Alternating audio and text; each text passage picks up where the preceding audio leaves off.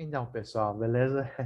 Então, nós chegamos aqui à nossa terceira videoaula, tá bom? E nós vamos aqui tentar cobrir a unidade 2 e, posteriormente, estarei colocando outras videoaulas para cobrir as demais unidades, tá bom? Mas essa daqui nós aqui vamos cobrir a unidade 2, daqui a idade média, né? Então, nós vamos aqui iniciar, né, com a chegada dos normandos, né? E essa data ela é bem estratégica para isso. E essa data de 1066, depois você vai saber exatamente por quê, tá bom? E vamos aí conhecer, né, a conquista, o sistema feudal que se estabelece, né? A propagação do cristianismo que aí acontece e também a configuração, o formato que vai se dando ao Estado, né, e os assuntos da igreja, né? E aí vamos entender aí também, começam também as brigas aí e a política que se instala, né, entre o religioso, né, e o Estado, né? E alguns tópicos aqui eles vão chegar, uma peste negra, né, a revolta dos peasants, né, a Guerra dos 100 Anos, né, e a principal literatura, tá bom? Então tá aí, um pouquinho do...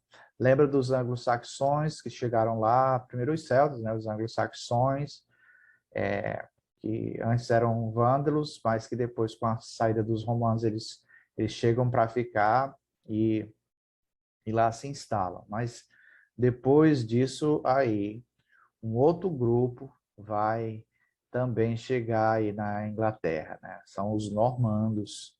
Essa imagem eu queria que você explorasse bem ela, né? Essa imagem, né, dos tipos de barcos que eles utilizavam, que eles eram, esse formato dele, né, era bem estratégico para eles andarem bem rápido no mar, né? Então, eles eram então originários da França, os normandos, e eram vikings, porque os vikings já tinham chegado lá e se instalado. Então, eles vieram, né, para conquistar, né, a Inglaterra, porque já tinham se estabelecido lá na França, né? Então, olha aí algumas características dos normandos, tá bom? Eles eram guerreiros, né, e tinham conhecimento sobre táticas de guerra e métodos de organização. Lembra que eu falei dos documentários que você... Eu tenho no plano de trabalho uma lista de documentários para você conhecer melhor, através de imagens e movimento, como eram os povos, né? Os celtas, os anglo-saxões e agora os normandos, tá bom? E, então, eles ao invadirem a Inglaterra, né, eles já sabiam lutar com espada montados a cavalo, algo que os anglo-saxões não faziam. Então, isso fez uma grande diferença, né? Nessas táticas de ataque, né? E de defesa, né? E, e eles eram, é claro, né? Na parte de arquitetônica, de viver e de fazer, eles construíam, né, edifícios mais altos. São as primeiras noções que nós temos de fortalezas, né? E elas eram circulares, né? E mostrava também, né, o formato também de governo que vai se instalar. Essa primeira esse embrião de ideia de rei começa aí, tá bom, pessoal? Bem, vamos ver então o contexto aí, né? Por que que se deu essa invasão aí na Inglaterra, tá certo? Então, olha, Eduardo, o confessor, the confessor, chamado, tá bom? Ele se tornou rei em 1042, mas ele tinha pouco apoio. Então, ele fez Harold seu sucessor, conde de Wessex. Lembra que a igreja tinha um poder muito grande, então ela já estava aí se envolvendo na política, né, de terras e coisa de controle. Então, William, o Conquistador, né, era duque da Normandia, lá na França. Ele veio e assassinou Harold em 66 na Batalha de Hastings. Então, nesse caso aqui, né, ele vai assumir, né, o rei, né, a área, né, ele se torna aí, então, o primeiro bem-sucedido, né, porque ele derrota, né, o Harold, né, nessa grande batalha chamada Batalha de Hastings. Você depois vai ver uma foto, eu acredito que essa foto ela aparece aqui da batalha, né? Mas é quando ele vence e agora ele se torna, né, o rei, né, da Bretanha, claro, também, lá da, da França também, né? Essa invasão aí, né, normanda, ela deu fim ao que nós chamamos de período anglo-saxão. Então veja aí que tinha todo um contexto aí, né, de poder que, como Eduardo confessou, era religioso, ele não tinha apoio nem herdeiro, né? Então ele fez Harold seu sucessor, que era um conde de Wessex, porém ele foi derrotado aí, né? Bem, com a chegada então dos normandos, né, esses vikings na Inglaterra, né, eles então criaram, né, estabeleceram esse sistema político que até hoje influencia, né, tudo, né, o mundo. É o sistema feudal, né? Esse sistema feudal é o sistema que você vê nesse formato aí de pirâmide, né? Então, o feudalismo vem dessa palavra francesa, né, feu aí, que os normandos usavam para se referir a terras obtidas em retorno de serviço ao senhor, né? É um dos princípios, né? Como você vê aqui, né, aqui na imagem, que você tinha no topo o rei, né? Em seguida vinham os nobres, nessa escala de importância, né? Depois vinham os cavaleiros, né? E os peasants, que ficavam aqui na base da pirâmide, né? Eram os vassalos, eles viviam para sobreviver, né? Então, aqui você vê a palavra land, que é a terra, né? Terra e terra, né? E o último grupo, eles trabalhavam na terra para ter proteção, né? Para sobreviver, na verdade. Esse daqui eles obtinham, né? Essas terras através de favores oferecidos ao rei, né? Então, o rei, ele era o grande, né? Aquele que tinha a lealdade, né? Desses grupos aí, tá bom? Então, esse é o modelozinho aí do feudalismo, né, normando, né? Então, o que orientava esse princípio, né, do feudalismo trazido pelos normandos à Inglaterra, né? Era que toda terra pertencia, né, ao rei e ele concedia aos outros a sua utilização. Basicamente era isso, né? Então, todos eles eram chamados de vassalo em retorno por serviços e bens. O rei dava muitas terras aos seus nobres em retorno, os mesmos prometiam servi-lo na guerra por até 40 dias. Em outras palavras, nesse modelo de feudalismo, nenhum outro grupo, exceto o rei, poderia ter um exército. Então, se algum deles tinha a pretensão ou criavam, era contrário à política do rei. Então, eles serviam exclusivamente, né, ao rei em guerra e no exército, no rei, né, se podemos dizer. Outro aspecto, né? E você continua vendo a imagem aí, que ela é bem interessante, essa imagem da pirâmide, né? Eles davam parte da produção, né, da terra, né, para o rei. E essas terras, elas, né, os chamados nobres davam parte de suas terras aos nobres de segunda classe assim, e esses aos knights finalmente aos freemen.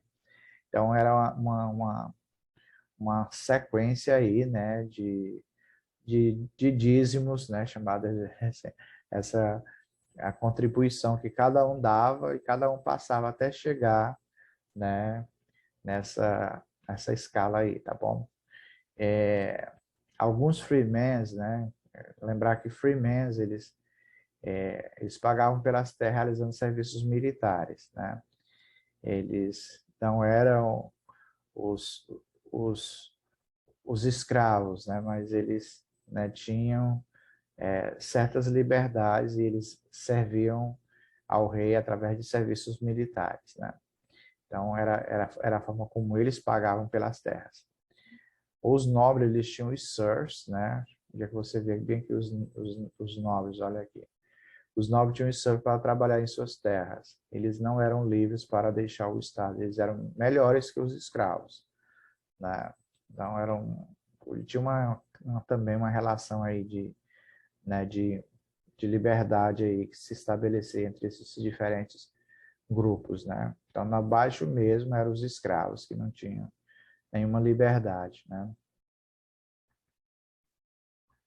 Bem, na história do feudalismo, né, dos normandos, tem algo que a gente precisa mencionar porque ele faz parte e tem implicações muito grandes no poder, né, do rei e também da igreja, tá certo? Então, a gente vai conhecer, né, o chamado recenseamento que aconteceu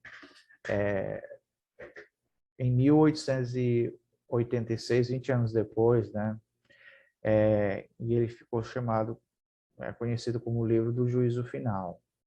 Então é muito importante a gente ver essa relação que tem também com a igreja, né? A igreja tinha uma influência muito grande. E as pessoas conheciam, né, os textos sagrados, né, a Bíblia, né? E o livro do Juízo Final, ele é descrito lá em Apocalipse, né, com aquela descrição detalhada, né, de como será o julgamento e tudo. Então, as pessoas, quando recebiam, né, o recenseamento, elas entenderam que isso daí era coisa muito parecida com aquilo que estava lá nos textos sagrados. Aí por isso que foi apelidado, viu? Então, The Doomsday Book literalmente coletava todas as informações que o William, o rei, precisava para ter o controle absoluto do seu reino, tá bom? O resultado identificava quantos acres de terra, bois, ovelhas, quantos escravos, quantos padres e igrejas havia na região. Muito poderoso isso daí, né? Não tem algo semelhante não, pessoal, hoje. Tive assim, muita coisa assim. Então, mas olha aí onde apareceu pela primeira vez, o The Doomsday Book, o livro do juízo final. Então, o nosso tempo aqui que é, pessoal. Então, o crescimento das cidades e vida levou à diminuição do poder dos nobres, aí, como consequência, os mercadores se tornaram mais e mais importantes e ricos. As universidades, aí, nesse período da Idade Média, vão ajudar no avanço do conhecimento. Muita coisa. Esse é um período bem longo, viu, pessoal? E é importante a gente vai ter umas videoaulas destacando alguma desses episódios, tá bom? Então fique depois atento que a gente vai estar publicando algum material detalhando mais, porque uma videoaula como essa não tem, porque o nosso tempo aqui já está. Mas rapidamente, só para fechar aqui, nós vamos ver, nesse período vai acontecer, né, nesse período aí normando aí da invasão, da Idade Média, a guerra entre a Inglaterra e a França, né, a Guerra dos 100 Anos. Vai também ter a The Black Death, né, que matou um terço da população na Inglaterra. Nós vamos também ver a Guerra das Rosas, tá certo? Que é o War of the Roses. Eu trouxe até uma imagem para você ver, né? Que é a Henrique da dinastia Tudor, né? Com a Lancaster, que vai derrotar, né? Em 1485 se tornar o rei Henrique VII, porque depois vem aí com os Tudors, né? Então, esse período aí medieval, tem muitos aspectos, né, que merecem ser destacados, tá bom? E nós vamos posteriormente fazer isso. Mas algo que a gente não pode deixar de destacar aqui logo é que a língua e a nação inglesa eles vão surgir aí dentro desses conflitos e sofrimentos, vai preparar a Inglaterra para se tornar uma grande potência, né? Inclusive para brigar com outros reinos né, vão estar se instalando na Europa, tá bom? Então é isso. Olha aí a Guerra das Duas Rosas, essas duas imagens, né? A rosa branca, a rosa vermelha, representando as duas casas, né? A Lancaster e de York. Posteriormente elas se juntam, vão dar pano, né, de fundo para os Tudors, né? Então é isso, pessoal. Tá aí um pouquinho da unidade 2, é claro, um pouquinho, viu? Porque muita coisa, como eu falei, mas nós vamos destacar isso melhor nas outras videoaulas que a gente vai estar aos poucos colocando